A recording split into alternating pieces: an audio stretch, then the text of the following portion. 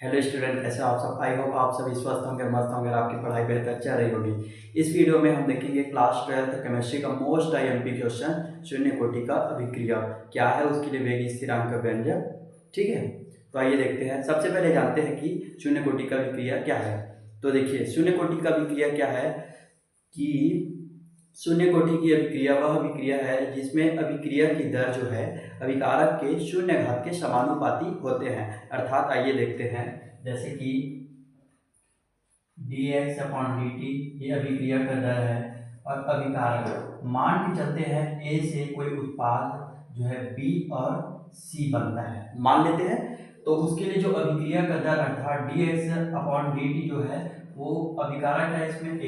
अभिकारक उसका सांद्रता, मतलब ऐसे कोष्ठक जैसे दर्शाते हैं सांद्रता को, अभिकारक के सांद्रता के शून्य घात के समानुपाती होते हैं।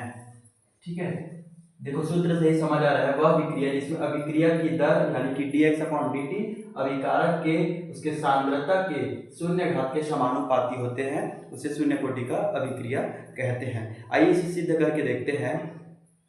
तो देखो, सबसे पहले क्या करेंगे, यही से सिद्ध करते हैं। पहले इसी को उतार देते हैं, dx/dt समानुपाती a क्या है, अभिकारक, इसका शून्य घात के समानुपाती।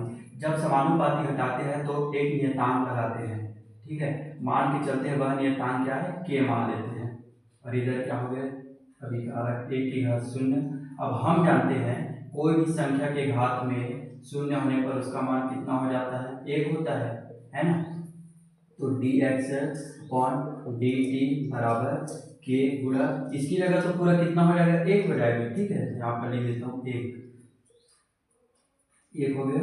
तो k गुणा 1 करेंगे तो वही होगा, k एकम k ही होता है, dx/dt बराबर k हो जाएगा।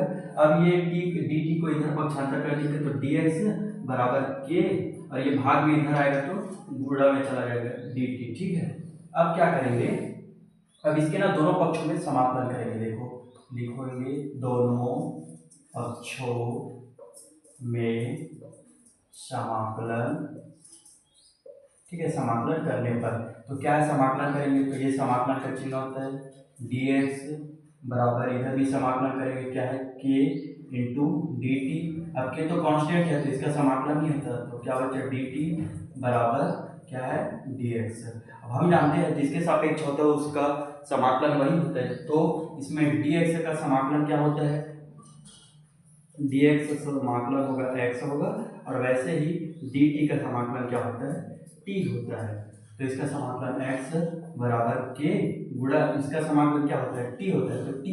अब यहाँ से यदि k वेग स्थिरांक निकाले तो x/t, ये हो जाएगा फार्मूला।